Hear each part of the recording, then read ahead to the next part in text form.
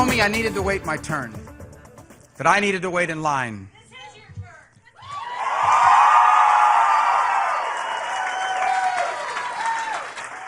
But tonight here in Iowa, the people of this great state have sent a very clear message. After 7 years of Barack Obama, we are not waiting any longer to take our country back. Marco Rubio last night, after finishing third in the Iowa GOP caucuses, a stronger than expected result for the Florida senator. Now, as he appears poised to take on the label of the establishment candidate, our parent website, Newsmax.com, reports that major endorsements may be coming his way. So, will the establishment unite behind Marco Rubio?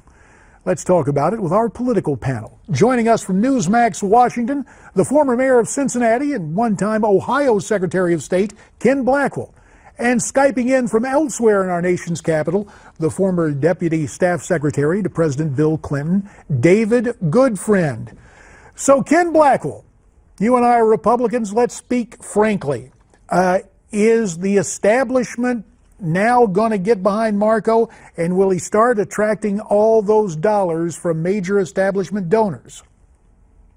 Well, look, there are some establishment folks who already have dollars, and a couple establishment candidates that still believe that they are alive and kicking. So I don't think it's going to be as easy as one might think to get them to thin out that rapidly.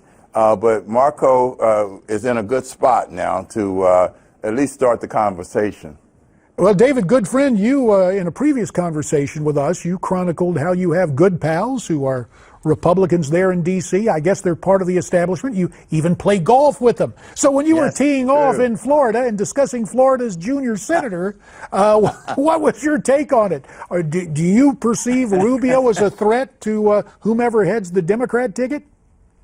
Well, I think he'd be formidable. I really do. I do think that in many ways he's sort of the Barack Obama of the Republican Party, not in that he's the outsider the way Obama was, but he's this fresh, young, new, relatively untested candidate, and I think people respond well to that.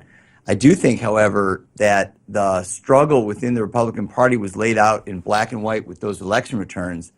Nobody got a clear majority. There were only pluralities, and it was roughly a third between two outsider candidates, Trump and Cruz, and the establishment candidate. That doesn't necessarily mean that the establishment of the Republican Party had a resounding victory when you consider that the majority of Republicans in that primary voted against any establishment candidate. And therein, I think, lies a struggle that we see. There's clearly a struggle going on the Democratic side as well between establishment versus And let me outside. talk to you, pardon the interruption, but time grows short, and I got to get your insights.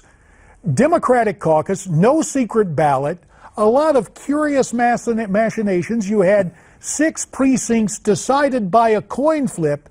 David, is that truly the democratic process in Iowa for the Democratic Party? Sure. I mean, the caucus has been a part of the Democratic Party process for decades. Now, look, every state does it slightly differently. Caucus is raucous. You know, you show up, it's in public, you're standing with one group or you're standing with another group. But there'll be other primaries along the way. Not long from now, we'll have New Hampshire, we'll have South Carolina, we'll have Nevada. Each one of them with balloting, most of them secret balloting. Democracy is messy. Each state gets to come up with its own process. Each party comes up with its own process. You know, the Democratic and Republican primaries run differently. Understood. And let's go to the guy who used to run elections in the Buckeye State, Ken Blackwell. Yeah. You know, Ken, I know Iowa may have different rules, but no secret ballot in the Democratic caucuses. Doesn't that invite browbeating, intimidation, and a little bit more than being raucous? It's tailor-made for political bossism, you know. So let's just move off of that. The real winner last night, I think, was the constitutional conservatism movement. Constitutional conservatism won last night, and it won in a big way. I thought the record number of folks that turned out, the record number of evangelicals that participated. The energy that was created by that contest in Iowa, and Cruz's ability to show that he is a young guy too that has put together the message, the muscle of political organization. He has money going into Iowa and South Carolina, and I think he has the momentum. So well, we'll see. We'll see. One thing. When you look at yeah, go ahead very quickly. When you look at Cruz and Rubio, it speaks to the generational handoff that I think we're about to witness. And we'll have to step in because we got to hand it off. Kenny, we relied on you to right the ship, so to speak, your right perspective. And David Goodfriend, as always, we appreciate your time. We'll be back.